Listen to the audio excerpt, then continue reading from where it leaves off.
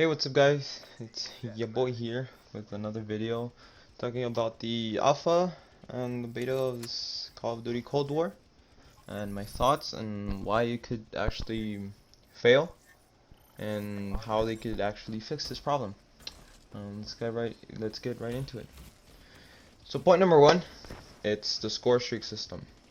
In all Call of Duty games, the score streak system has never been changed. And that's because of one reason. It always works. The game rewarded people that go on a streak, and this was a good point of reference to know if you're improving as a player.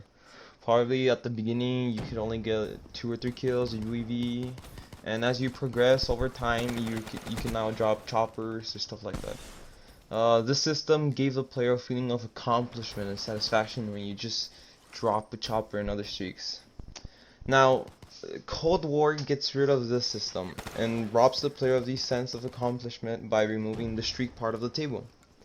Now, even if you die constantly, you can still get rewarded. This mechanic is aimed towards the direction of new players that are coming into COD, and they're trying to help them compete with the older people, the people that know better. But at the end of the day, they're just harming the new players by taking away the satisfaction and motivation to keep on playing. Let's be honest, at least for me, what kept me playing Call of Duty was how can I explain this? The wanting to get high streaks, you know? Get in a match, destroy people, and then just drop a Wraith, alright? It was amazing. Let's also not forget on how because of this mechanic, they had to add a cooldown to the streaks. So in previous Call of Duties, even if you already got all 3 streaks, you can keep on getting them. Let's say you got 10 kills, and the 15th you get the UAV again, and so on and so forth. But now they added a cooldown, so it makes, for me at least, it makes it feel slower and clunkier. I mean, when I finished using a chopper, because I dropped like 2 choppers, and I was building up for it, let's say I got 700 points and the cooldown was down. Those 700 points did not count towards my chopper, so I have to work from 0 all the way to the chopper again. Guess what happened? I didn't drop it. I could have dropped it again, but it didn't happen. Now let's move on to the second point. At least this is a big point for my friends and I. It's big maps. With the drop of the alpha, we got, I believe, 3 maps. We got Moscow, Miami, and Satellite. When the beta dropped, they gave us a new map. They gave us Cartel. Now, when you think of good Call of Duty maps, what comes in mind? Shipment. I think of Nuketown. I think of Rust, Raid, Firing Range, and many more. But when you think about it, all of these maps what do they have in common? Well, they're medium to small size, and they have a pretty good map layout. But now with this beta, and hopefully this doesn't happen in the final game, 9 times out of 10, I'm either playing Moscow or Satellite. I'm never playing Cartel or Miami. Why? Because of the size of the map. See, the size of Miami is just too much. It's too big. The layout is, I don't like the layout. There's just so many corners. There's so many places for people to be sitting there. There's even a balcony, and there's always a guy with that M16 or a sniper just waiting for you. What can they do to fix this? Just medium maps. And even if they do add big maps, add them to a playlist that there's about, let's say, 8 players in each side, you know? This makes people start moving more, because, you know, and, you know, I think that would be it for the point number 2. Now, going to point number 3, this is the most controversial point, of course. It's gonna be skill-based matchmaking. Alright, this is a tough point. So, at the beginning of the alpha, first game, you load in, first game, and it's fun, right? It's a lot of fun. I'm not gonna lie. I really enjoyed the first 3 or 2 matches. But once the game gets your stats, it's not fun anymore. It's just every match, every freaking match, it either ends 70 to 75 or something close. Really tight games. Everybody's sweating, right? And it's understandable, right? I'm a competitive person. I want to win every match. I sweat every match. But you know, it's sometimes you just want to get in, you know, have a casual experience, but you can't. You're you're paired up with people that are just as ass or even more tryhard than you, and it's just no fun. I understand why they add this. Of course, it's guided to the new players, and you know, I was new to Call of Duty, and yeah, they would shit on me, of course.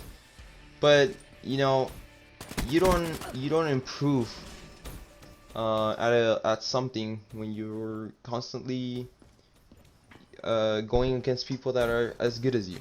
You know, you always improve when you go against people that are better than you. You see the kill cam, you see what they do. Oh, this guy drop shotted me. This guy jump shotted me. Oh, look what he's using. He's using this attachment. Why is he using this attachment? You know, you learn from your mistakes. But when you face somebody that is your skill level, most of the times is probably the same weapon, the same attachments, the same way. You know, you struggle. You struggle to get a 1 KD. And I mean it. They also nerfed drop shotting, which now you stop aiming, so that means there's a lower skill gap. And it's just a mess. See, there's one way of fixing this. Actually, there's 2 ways of fixing this. One, from level 1 to level 55, there's skill-based matchmaking for the new players. If you're not up to challenge to going to a randomized system where you could get tryhards, you can stay on 155, and if you can improve there and you're ready, you can prestige. Once that prestige is done, it's all about ping randomized, right?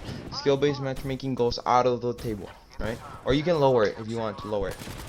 Or just a second, you make a ranked system and you add the skill-based matchmaking there and get rid of casual. Now, this ranked system, you have to have good rewards. Why? Because if you add a ranked and you're just here, there's ranked, I'm just not gonna play just because it's ranked. What do I get? Nothing. But if you add me reach gold and you get this limited edition camo, there's this limited edition calling card, and I'll be like, oh, hey, let's go over and play. Let's sweat to gold. And then once you get to gold, you get an announcement. Oh, reach platinum or diamond or whatever, and you can get this other reward. Let's say it's another camo, special edition. It counts your kills. It counts how much you've run or something. Just give people a reason to go to this game with skill-based matchmaking, right? But it's a casual experience every time. Even you can say it's a casual. Yeah, it says casual, but it doesn't feel like casual. It feels like a ranked match.